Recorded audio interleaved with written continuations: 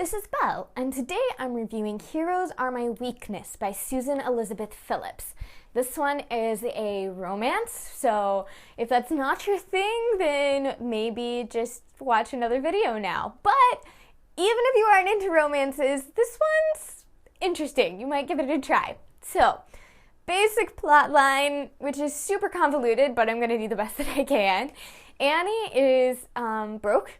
She is visiting her mother's cottage in Maine in the middle of winter, hunting for the inheritance that her mother said that she left when she died, and ends up running into Theo, who she grew up with, and they have, let's say, a dark history. He is a horror author, and she's a ventriloquist. So what you will find if you look up the reviews for this one online is that a lot of longtime SEP fans really didn't like this book. And one of the things they talked about is the puppets, because Annie, how shall I say, hears the voices of her puppets in her head, I guess, which sounds odd, and that's what a lot of people thought. I don't find it as odd as it sounds. If you are a writer, you may have experienced that you find yourself running conversations with your characters in your head all the time, and sometimes they're talking to each other, but sometimes they might be talking to you. You might just be talking to yourself in the voice of one of your characters. So I don't find it as weird as a lot of people did. I thought it was a very interesting plot touch. Someone described it as Jane Eyre-like. It definitely is. There are Jane Eyre references throughout it, and it's kind of dark, frankly. It's a little bit creepy. Not a lot, but a little bit. There are darker themes to this.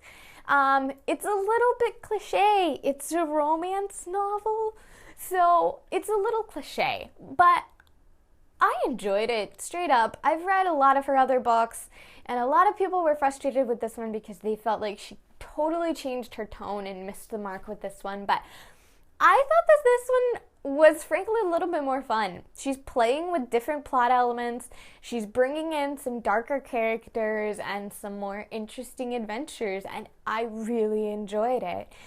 Theo and Annie are a little bit weaker, perhaps a little bit darker, a little bit more unstable than her previous main characters and couples, but that makes them a little more human to me. I enjoy a little bit of drama, a little bit of heart-wrenching. I enjoy the whole I shouldn't love you but I do thing.